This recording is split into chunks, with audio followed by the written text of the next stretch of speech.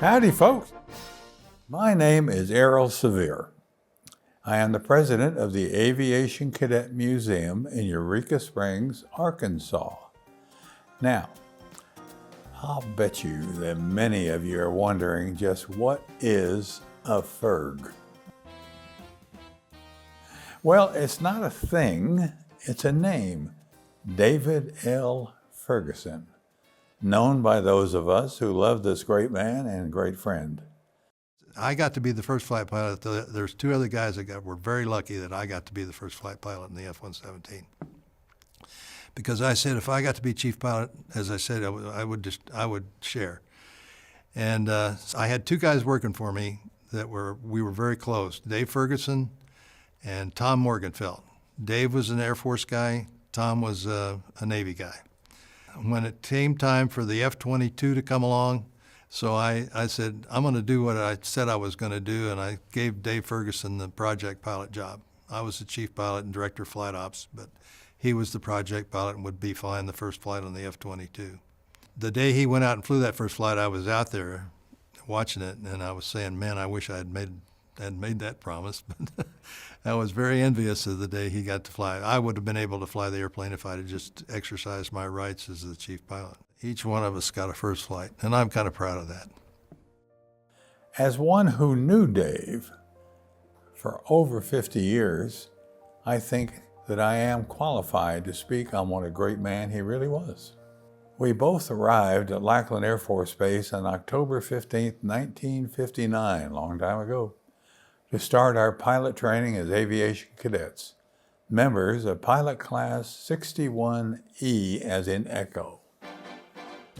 We were all relieved of our hair by the base barbers. Oh boy, they had fun. We did not. You should have seen the sideburns. Since Dave's last name started with an F and mine with an S, we ended up in different squadrons as everyone was sorted out alphabetically. After 3 months at Lackland pre-flight, we were sent to our primary bases, and we actually got to fly. What a deal. Dave was sent to Spence Air Base. I was sent to Bainbridge Air Base. His group flew the last T-28s that the Air Force used for training.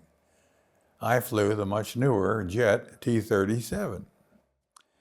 After graduating at our primary bases, we left for our basic training base. Ferg and I ended up at Vance Air Force Base in Enid, Oklahoma. As usual, we were in different squadrons, but ended up in the new barracks. They were made of brick. Now, I had met a girl at a YMCA dance. That was a deal, and later married her. She was a student nurse. Her name was Beth Norton. This was a big boon to those in my barracks, I'll tell you. Beth had lots of friends in school, and I was charged with lining up dates for some of the guys. And Ferg was one of the guys. Being very, very shy around women, he didn't do well with Beth's roommate, not at all. She told Beth and I that Ferg was very nice, but he wouldn't even talk to her on their first and only date. Yeah, I tried.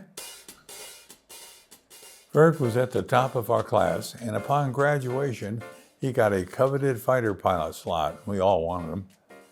And we all went to our advanced training bases and didn't hear from him or any other of my classmates for many years. One day my phone rang, and the voice on the other end said, "A voice from the past." He said, "This is Ferg." Why was I shocked?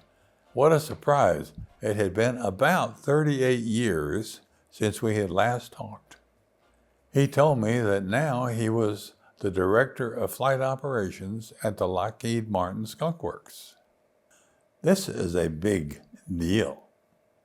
We decided that we would get together again. Arrangements were made to meet at Marietta, Georgia, where the F-22 was being built. He informed me that he was the first man to fly the YF, proof of concept, 22, an even bigger deal. All went well getting to Georgia, even though we had about a foot of snow here in the mountains. We had a great time. Remember the old days and all the funny things, crazy things we did. He took me to see the YF-22 that he had flown. That was a great adventure. But there in his hotel room, he told me the story of his first flight in the YF-22. The complete story is in the book, The Last of a Breed, which I wrote. It was never printed anywhere else that I know of. As time passed, we visited each other's homes numerous times. Ferg was one of the first cadets to donate to the building of the Aviation Cadet Museum, Inc. And he and his wife, Jan, were here to help place many of our items in the first building.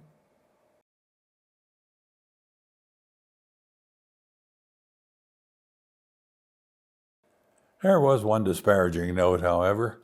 Beth and I were at the rollout ceremonies at Lockheed Martin in Georgia. They had made the first production F-22 on the stage. Ferg was sitting right in front of me. To his one side was the president of Lockheed Martin and the CEO on the other. The announcer called a man up to the stage where the aircraft was and introduced him. He had painted that aircraft. Ferg, bless his heart, sat quietly while this man was bragged upon. I felt like jumping up and shouting, "What about the man who took his life in his hands on the first flight of a previously unflown aircraft? The man who did most of the cockpit design, most of the test flights. Why is he sitting here with the aircraft painter getting glorified? This is just not right." So, what is all this about?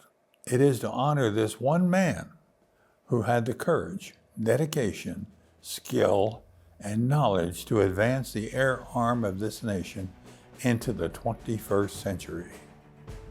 His designs and fortitude are still with us, even though he has gone to his heavenly home.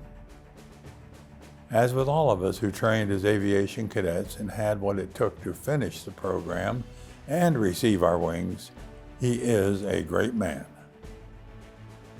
The world knows very little of him and what he accomplished, but the world is learning now. The F-117 and the F-22 are in the news most every day. David Ferguson is largely responsible for the aircraft that will defend this nation for many years to come. We hope all who see this will honor his memory and life. He is truly one of the last of a breed.